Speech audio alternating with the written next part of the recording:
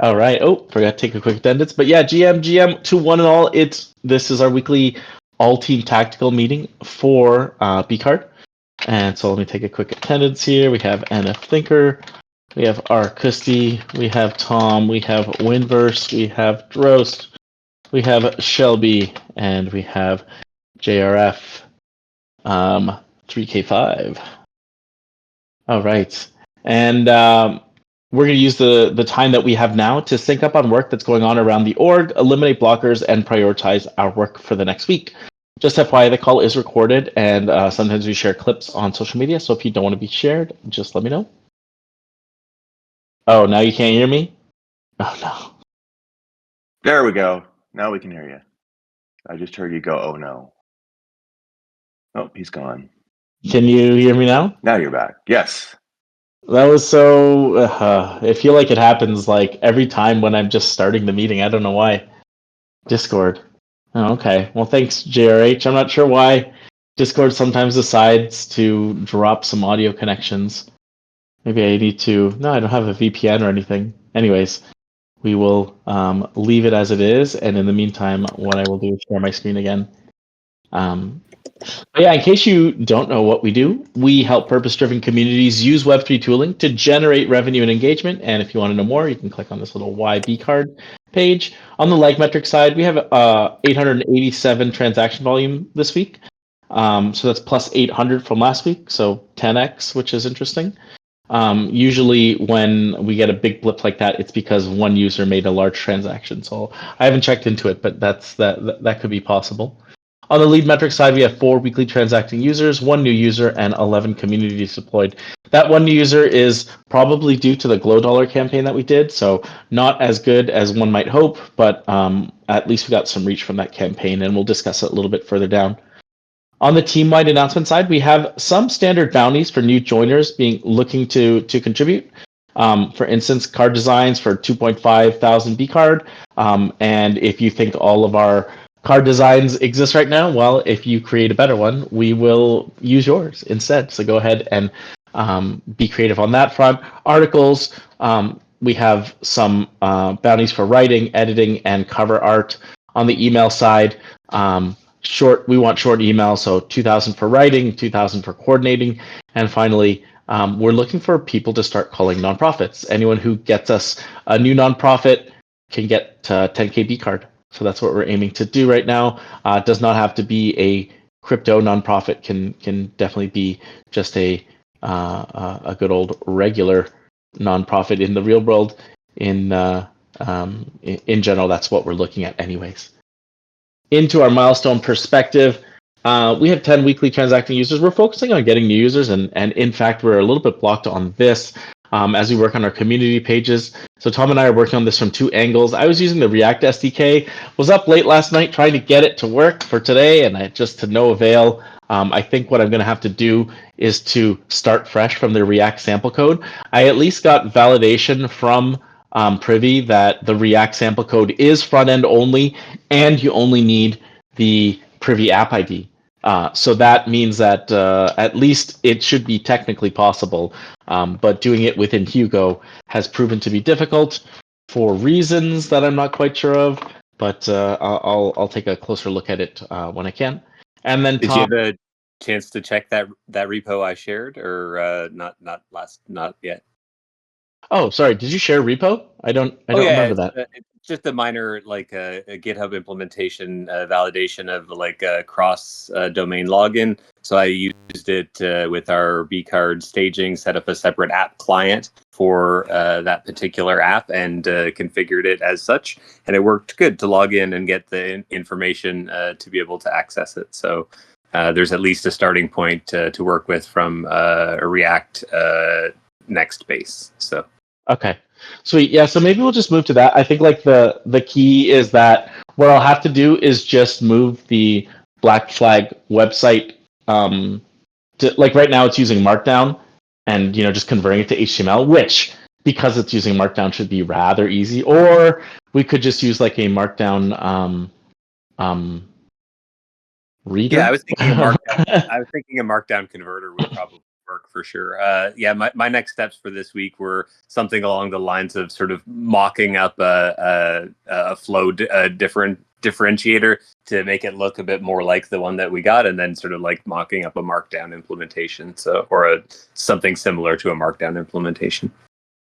Yeah, we didn't get a chance to talk on Monday because it was a holiday in Canada. But yeah, in general, I think like what would be the biggest things I could do to help you move that forward?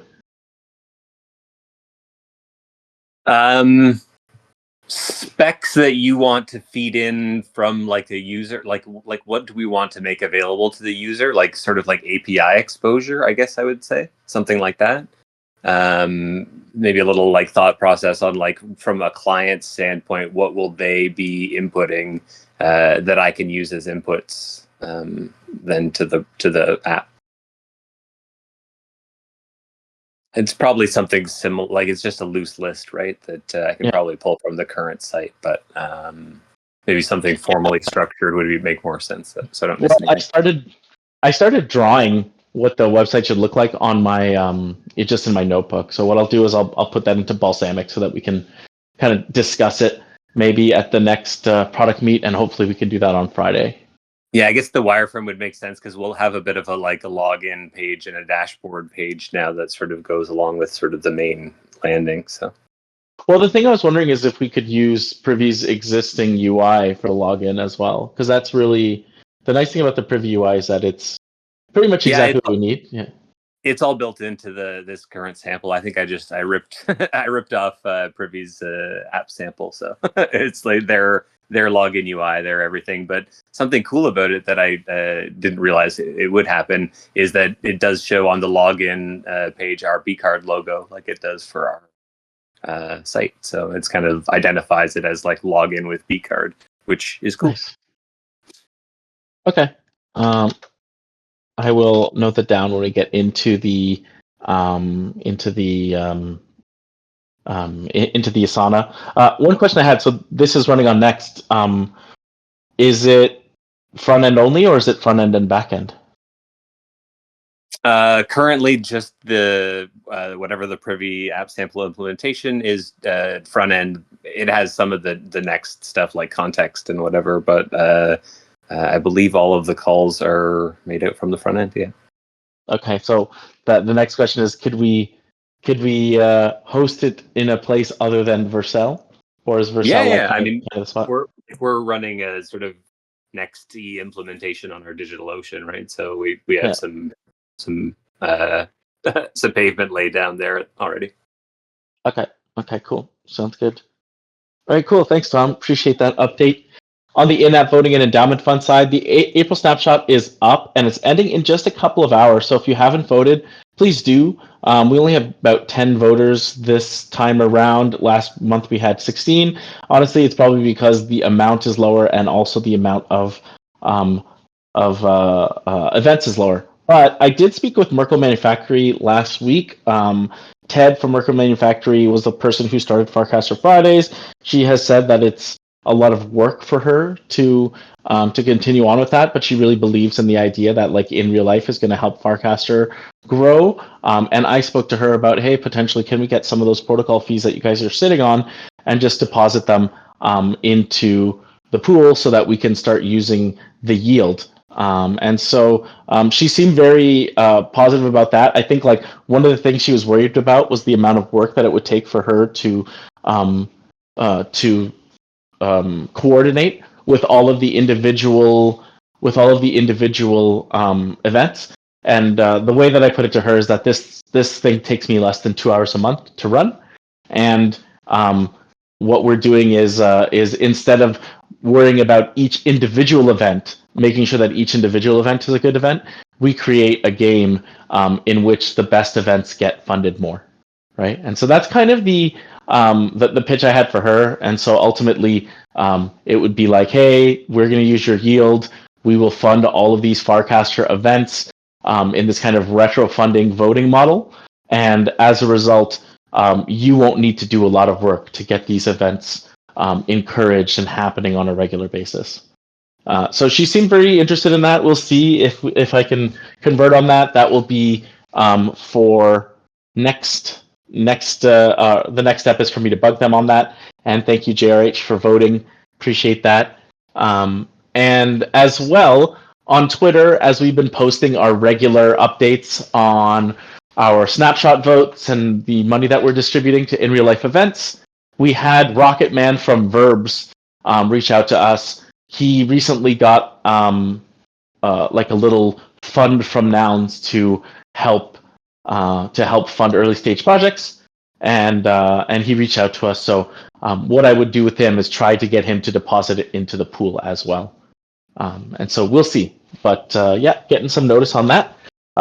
Next steps: disperse with Black Flag token more widely. Meet with Nouns. Poke Merco Manufactory on our meeting last week. Any questions on the community pages or in-app voting and endowment fund? Nope.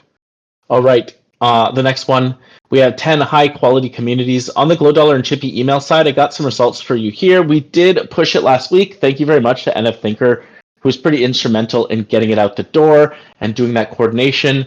We'll make sure you get some BCard for that.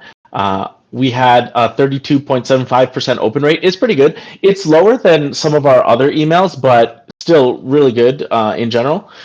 We had 3.86 click-through rate, so it's not bad. It's about a little bit more than 10%, right? In let's say it's like 11 or 12% there, which is pretty good actually. And then we had 1,100 reach on Twitter, which that one was not so great. I expected a little bit better on that, but it is what it is. And then one new sign up, not great, but honestly not unexpected. One of the things that we've kind of been looking at is like the value for crypto people is potentially not there, and we're looking at onboarding new people in the space anyways. And so we're still working on how we can first of all create that value, and then communicate the value that we're actually providing. And actually, on both fronts, we're doing we're not doing as well as we could. There's room for improvements on both fronts. And so yeah, it's a work in progress. But we did get that campaign out, which I was quite happy with. And yeah, on the sales pipeline side, no progress from me in the last week to get new communities in. Although I do think that it's one of the things that we could be doing to push us forward. And then working on our own community. Arkusti, do you want to give an update on this? Yeah, sure. Yeah, so I trying to carve out time every day to work on this, and I've finally got sort of into the rhythm. So I'm doing the background work. I read up on splits, have some ideas and stuff on that, and I'm kind of trying to get back into the groove. Sweet, nice. Thanks for that update.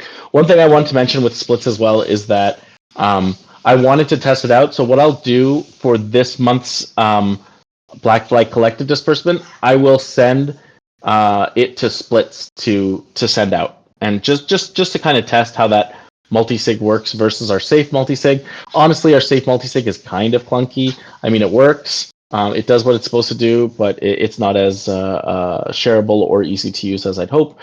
So I did want to test splits on this a little bit as well. Anyways, thanks for that update. Appreciate that. Drop down into the task perspective. On this side, we have Glow Dollar. So this community, I would say we have definitely done the launch from a communication perspective. I want to write down here to compensate NF Thinker for coordination and blog article writing, and 1 and 2 blog, what are they called? Header images, and then Drost for blog writing. And so for myself, I did the editing and the email coordination, but yeah, since I already have my role, I'm not going to worry about that. But this is what we got for this one, and I'll move it into the accounting section. Oops.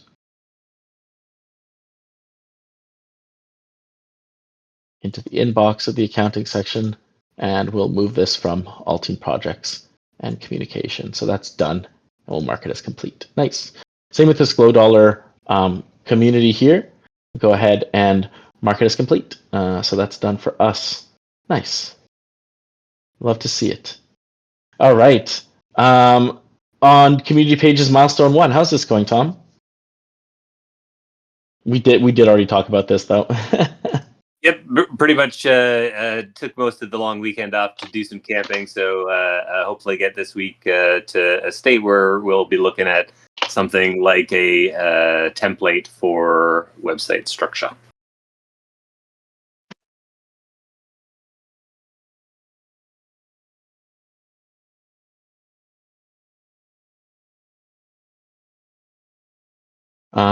Tom, work on the template and links to work on a wireframe. Yeah, I mean, in general, like, I think like there are going to be 2 communities that we're going to be looking at like right off the bat. So like templating it would be good, getting it to a point where we can like use it for another community. But the 2 communities that we'll probably start with are BCard or B Foundation and Black Flag Collective.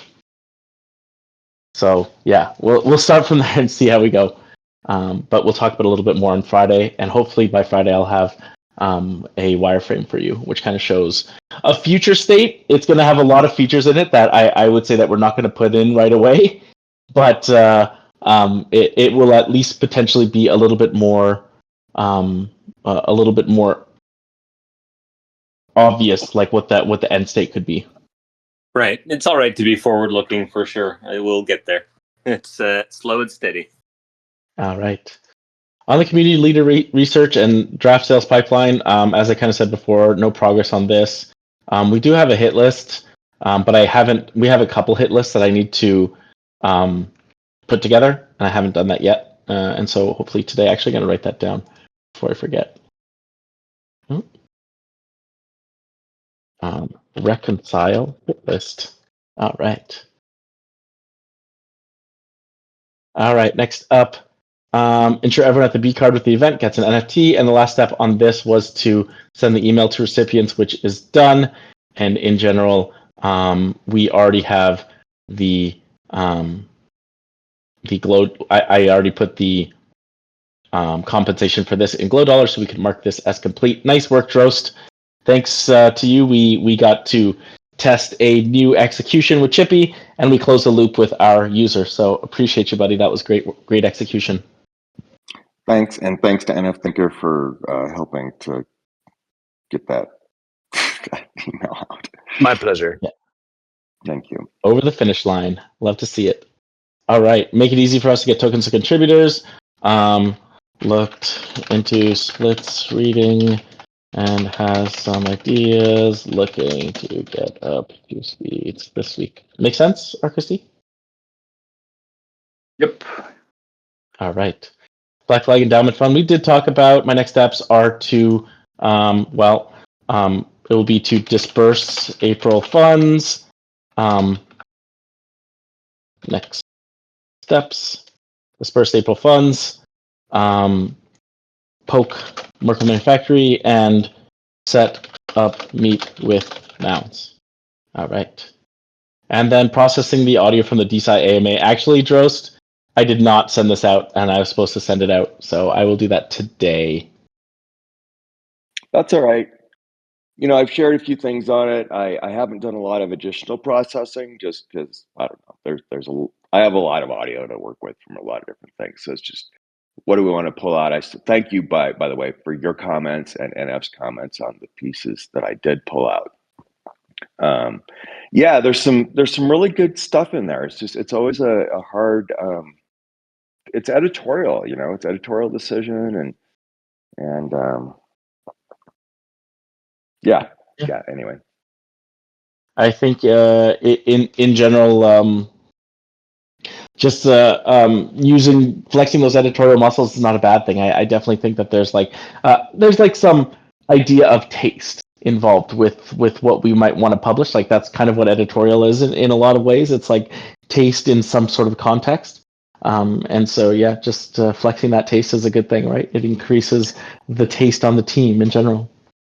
Yeah, and just spending more time with the content, and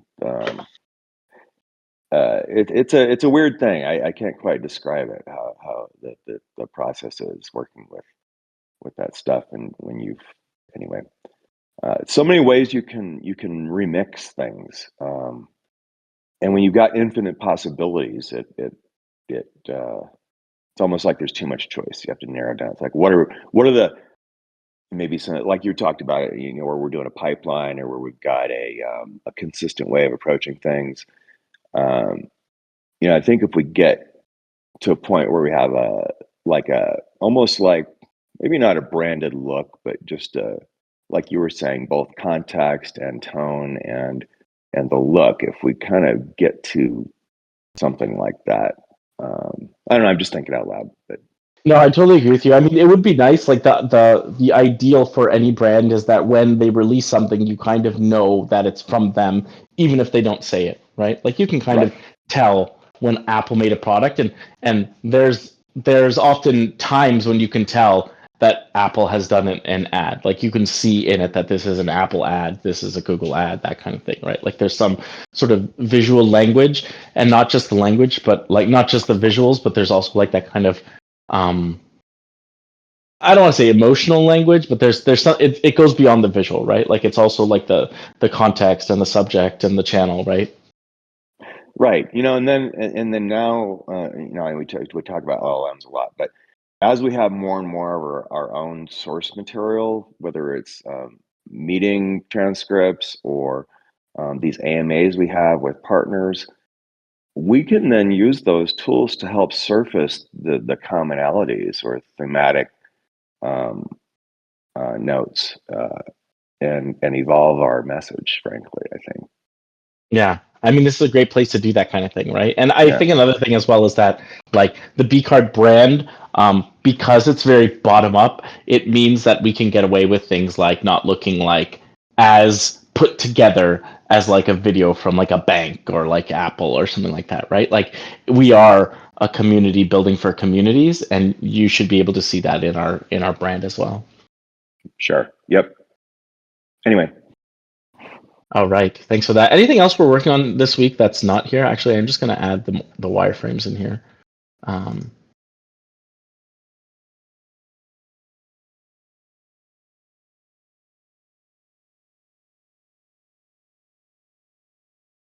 All right. Anything else we're working on that's not in here?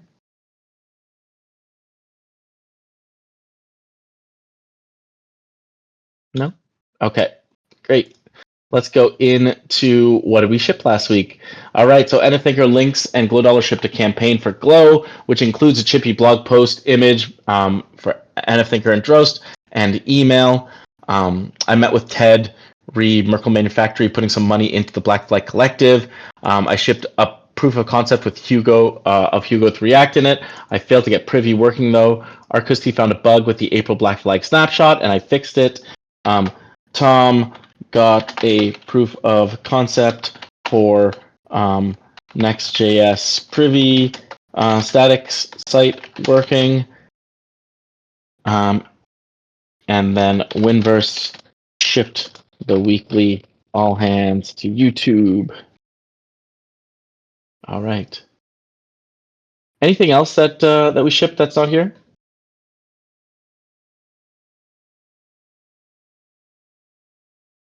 All right. Good week. All right, getting into the discussion. One of the things I was thinking about, or that I have thought about lately, are the idea of a network state. I guess like there is, I have been looking into some communities lately, and that term bottom up comes up quite a bit.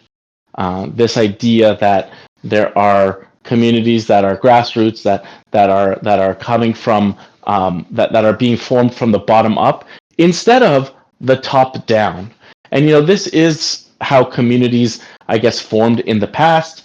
And we kind of talked about this last week, but right now, a lot of the kind of larger nonprofits and that kind of stuff are very institutional, right? They kind of have a machine, they know how it works, and that's what they're working on, right? And so usually when the world goes back and forth between kind of institutional and bottom up, and when we are at time for max institutionalism, which we may be at that point right now, there's kind of this desire from the populace, this kind of like manifestation of more bottom-up alternatives that come around. And I think that it really started to get me thinking about network states. This is like this idea of network states. It's something that there's a book written by the former CTO of Coinbase, Balaji, where he describes network states. And what I'm talking about is not quite what he's talking about, but I think it's worth looking at his definition. He says that a network state is a highly aligned community, online community with a capacity for collective action that eventually crowdfunds territory and forms a new kind of sovereign entity. Now, the reason why I think of network states a little bit differently, personally, I disagree with the idea that it must have a physical territory. And I think that idea of sovereignty stems from that physical territory. In general, we started with just kind of let's call them like tribes or groups of different people who banded together because it was it increased their chances of survival. By working together, we could actually survive longer as a species in the wilds. And that kind of led us to, okay, so we have these tribes. They have certain areas. They may migrate, but eventually we got to the point where instead of having mainly hunters and gatherers, we had mainly farmers, right? And so we got into a point where we had a kind of fixed territory. Hey, this is where our farms are, and so therefore we must own this kind of physical area. And so that kind of got into the ownership of that idea of ownership of territory, ownership of area, and a lot of our modern ideas around sovereignty and ownership stem from that. It really was like a revolution because in a hunter-gatherer world, there's just only so big your tribe can get when everyone's moving around. But when people have put like a ton of their resources into something like farmland, which can't be moved, then all of a sudden, would-be leaders can handle way more. Like they can have much larger groups because the people who have invested so much, their wealth is in that fixed physical place. And the reason why I'm bringing that up is because, first of all, that is kind of in Balaji's description, this idea that to be sovereign, you need a territory. And I actually think that it's possible for us to be sovereign without a territory, but it takes us back into that idea of maximum movement for individuals, right? And so if you didn't like the tribe you were part of in the past, you could break off, you could continue to hunt and gather and survive on your own. It's not so much the case anymore. You can do that, right? But it's much harder. We've lost some of those skills. But in general, if I run afoul of the Canadian government, I'm Canadian. If I run afoul of the Canadian government, there's just so much I can do. I can try to leave. I can try to gain refugee status, but that's not really that easy. And so it really is tied to this idea of like, hey, I'm in Canada. I really have to follow the rules of Canada. So for me, looking at network states, this idea of a highly aligned online community with a capacity of collective action, what if it is the next iteration or evolution of community, of society, where we kind of have these this network that sits on top of the physical, that is purely digital, and it allows us to align ourselves via purpose. So no matter where you are in the world, if we believe in the same things and we want to work towards making those things happen in the world, i.e. we want to be the change, it's possible for us to create a community just online using blockchain and potentially even a sovereign state And what I mean by sovereign state is, it has its own economy. It not necessarily its own currency, although that could be true too. It has its own economy. It has opportunities for people to join. It has an idea of membership or citizenship, right? And this is what when I was looking at transitioning Bankless DAO to Black Flag DAO, this is really the vision I had for Black Flag DAO. It's also the kind of organization I wanted to play with here in BCard. This idea that BCard is more than just, hey, we're not just we're not just about creating a card. We're all about removing, like, bridging the gap between Web3 and the real world. We're all about empowering community. We're all about bringing this next generation way of working. And to do that, yes, it's true, we need to have income. We need to have memberships. We need to have like some ways for people to get involved. But we are a far cry from a network state right now. Anyways, I'll stop there. But does this idea interest other people here? Is it worth talking about for our discussion time?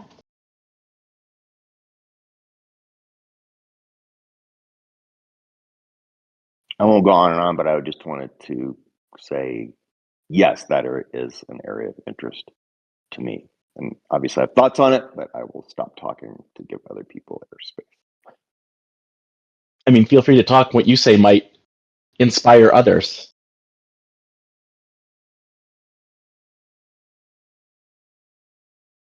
I'm just looking to see who's unmuting.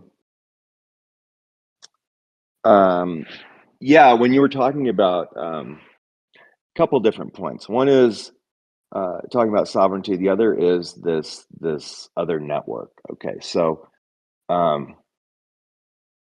sovereignty means different things to different people. It doesn't mean going it alone. I think sometimes that is confused, or not confused, but it's maybe interpreted differently. I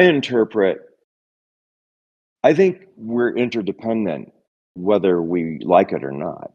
And I know we are. And we rely on so much infrastructure that is often unseen or just automatic. We don't think about it. How do these things get done? How does the sausage get made, really? And you're anyway going off on all those things about the tragedy of the commons. I think there's this, if you go too much towards sovereignty without reminding and remembering that we are interdependent on those things that we all need, that are common to all of us, the roads, things like that. But we can even expand that idea beyond it. Why does everybody need anyway, go into all of the tool set? Everybody has a garage, or let's say in a traditional suburban neighborhood in the US, everyone has a garage. They all have a lawnmower, ladder. They all. Why does everyone have? And they use it once a week, once a month. Why isn't there like a community, a tool shed that people check out? And in some places there are. Just one example of it. But I'm really talking more just about general infrastructure. And if we're all self-sovereign, who's going to repair the roads and keep the water flowing and all of that? And then on the other point, which was the unseen network. We can use a variety of analogies. One of the analogies I like is the mycelial network, because mycelium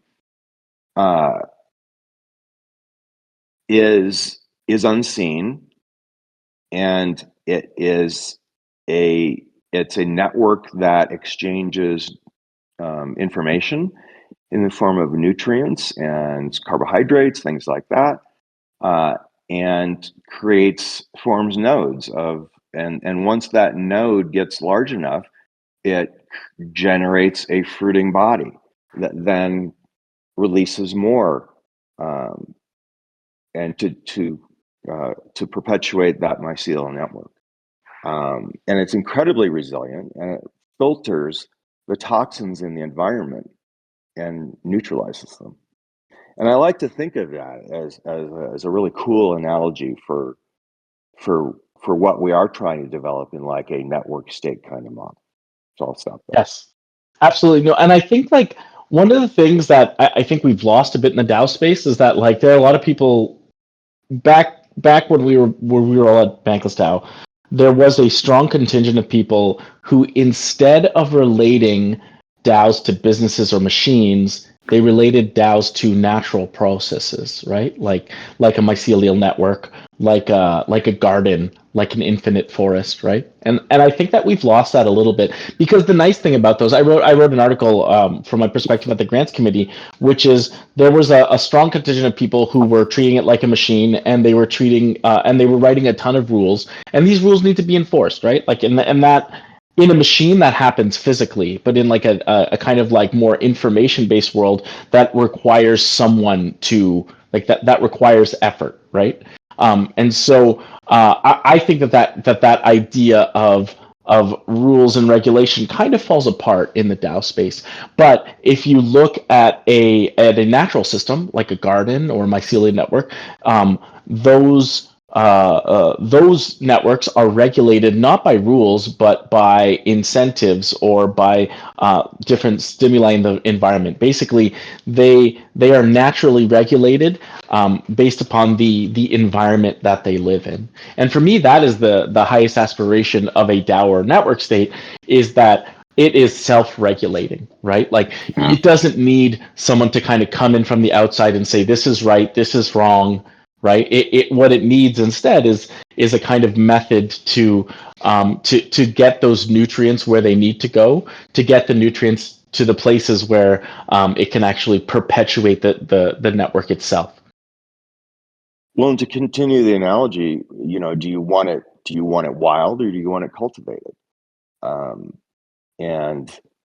And letting it go wild, things will return to their natural state, and maybe it's a little messy. The other thing I wanted to note is that we, kind of the we talk about it in oftentimes in these pleasant terms about nature and it's self-regulating and all that.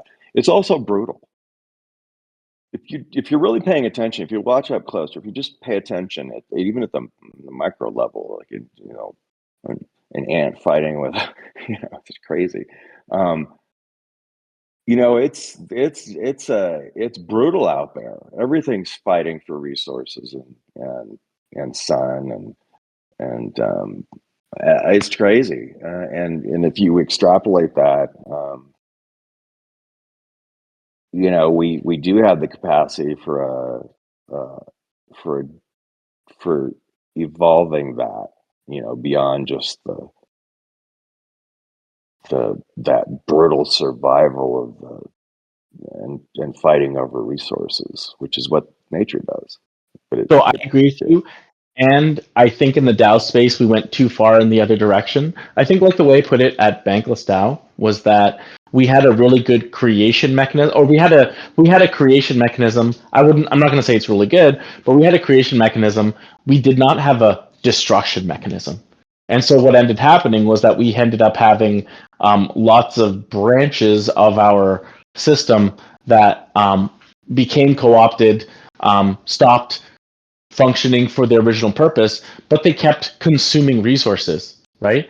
Even though they should have been snipped, right? Yep, a tree doesn't bear fruit unless you snip off that. You have to concentrate the resource where it will bear fruit, and you don't know that initially, right? Exactly. You don't know that.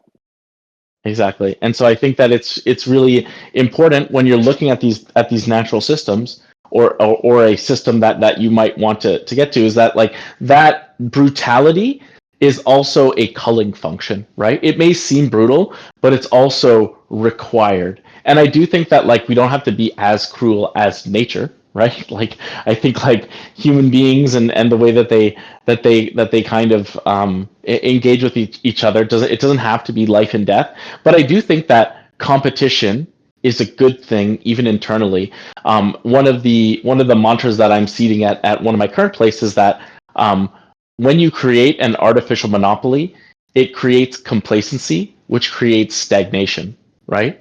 And I think that I would try to avoid artificial monopolies as much as possible, because when you look at the opposite of what a monopoly, that's competition, and competition creates initiative, right? And when you have initiative, you can have innovation, right? It takes initiative to, like, that idea of having some action bias to create something new, even if you might have 100 not useful things. I think like that initiative is really important. Christy, I see that you unmuted.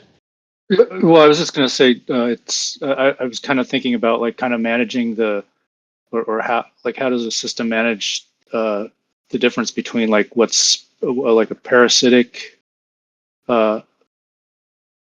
entity versus something that's symbiotic, or I don't know if there's another word for it.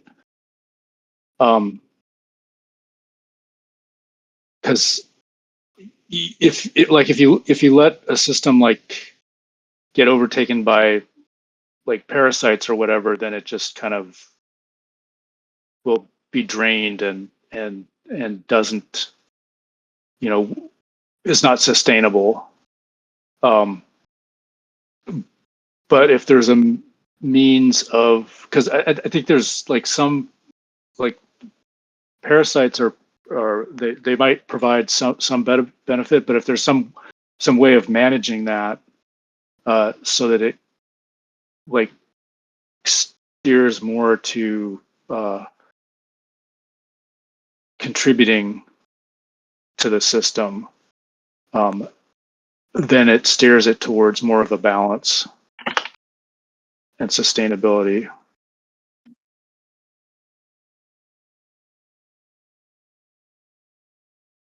And I think like so in nature and stuff, most of the times it's kind of like a, this slow moving I guess for lack of a better word, like evolution, where it's trying to find a balance. I mean, then every once in a while there's like a big, some big thing that kind of throws things into, a new, like a completely remade thing, like a, like a volcanic explosion or meteor or whatever like that. Yeah, I completely agree with you. I think it's important to note that like that balance, or that, like, let's say equilibrium, is always something that systems and networks are aiming towards, right? And that equilibrium, it could be a local equilibrium that in the long run is kind of sucking resources out of the network, right? But what you really want is an equilibrium that that allows the network to grow over time, likely, because networks are stronger the larger they are, right? And so the way that traditional sovereign entities look at that is, hey, GDP is how big we are, and we want to sustainably grow GDP at like something like 3% a year. That's kind of our target for a lot of industrialized nations, the kind of like first world nations, and we're gonna grow at that rate because it allows us to grow indefinitely without any kind of downturns. That's some classic Keynesian theory for you. And then there are other groups that are like, no, we're just gonna go max full bore, try to get as much as we can get done, and try to grow at 10%. But that also leads to crashes, because with more risk, there's more rewards. And so I think like an equilibrium is just a point that can be sustained for at least a little bit of time. And when we're looking at an equilibrium with like a network state or something like that, or a community, what you're really looking for is how are you kind of measuring how big the network is? How are you getting people into the network, and how are you kind of distributing resources to them to help perpetuate the network?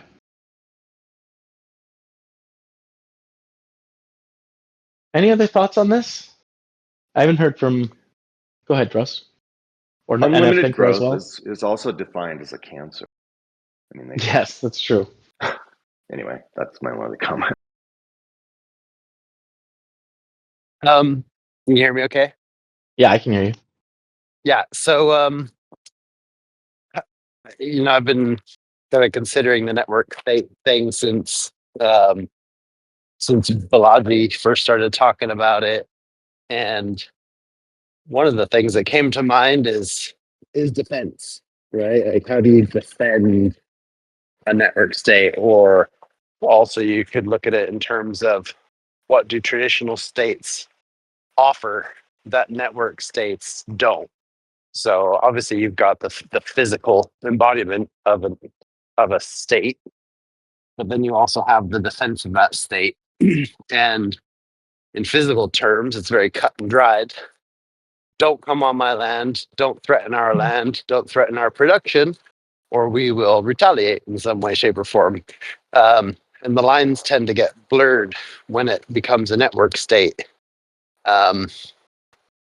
We talk about increasing interactions in the network state, and we talk about making sure that people are contributing and willing to contribute and being reimbursed or rewarded for their contributions to the network state. But as you had mentioned with bankless style links, at some point some of these factions become parasitic in their ways. And how do you defend against that? How do you defend against these invasive species that come into your network state? So a lot of it, I think, is a lot of the groundwork, I think, needs to be put in towards defining what a threat may look like, and also how to front that attack, right? How to kind of come head to head with the things that are potentially threatening your network state. And in order to do that, you have to have very defined rules, or not even rules, but more of a defined vision of what your network state is, because you need to know what you're defending. Initially, when Balaji came out with his first report, I thought, if I had some land, I could donate it to the network state. I mean, that's just like a pie in the sky thought, but not that I have any land to donate to the network state. But if I did, would it still be part of the traditional state that it existed in? And at that point, you realize that the term network state becomes more of a concept rather than a reality. And in future, when borders don't exist and land is not part of an otherwise sovereign nation, only at that point can it become physically part of a network state. So maybe I was kind of initially reading into that wrong, what a network state is. It doesn't need to be the physical embodiment of land. But defense still becomes a big issue, right? How do you defend the values and the vision and the mission of that network state without destroying it from within? Yeah, it is tough. And I think, have you read the Foundation series by Asimov? No, I haven't. So it's interesting because basically the premise of the book is that every civilization collapses, and in between civilizations, there is a period of barbarism where lots of people die, no one is safe, it's all difficult. And so the one person who realizes this, he comes up with a plan to reduce the time between civilizations so that the amount of time of barbarism is kind of reduced. But to do this, he has to set up like a second civilization, which is like a nascent civilization. It just starts with just a couple of scientists, right? And so it's not a big civilization. How does it defend itself against some of these larger things? And so it goes through several phases of defense. And the first one is kind of like religion and trade. So because they are scientists, they have like something that no one else has in that area, which is technology. You have to go to the foundation, you have to acquire the technology, you have to be trained by them, and it's like takes the form of a religion that like, hey, this is the religion, it's the only place to get it. And so you have to, if you want to trade with them, then you need to like worship their technology. And then the next phase after that is commercial.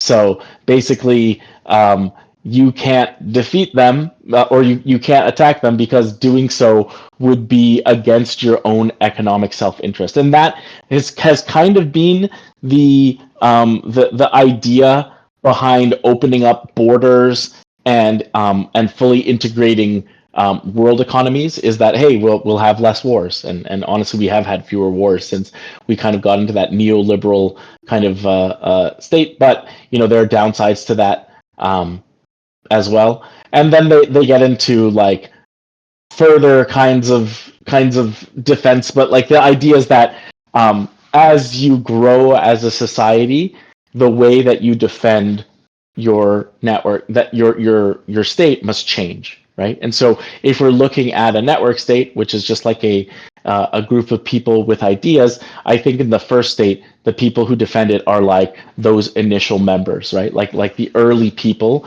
they're the ones who are kind of like saying like this is part of the culture and that is not part of the culture. And you need to have the ability to kind of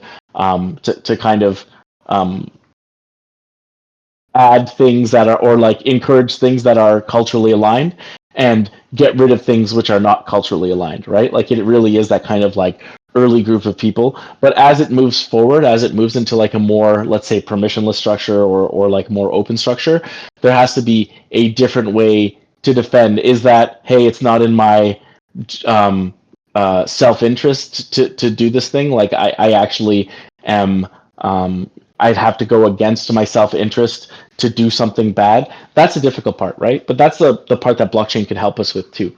Anyways, all this to say, I agree that to defend a network state, it's a non-trivial and an unsolved problem.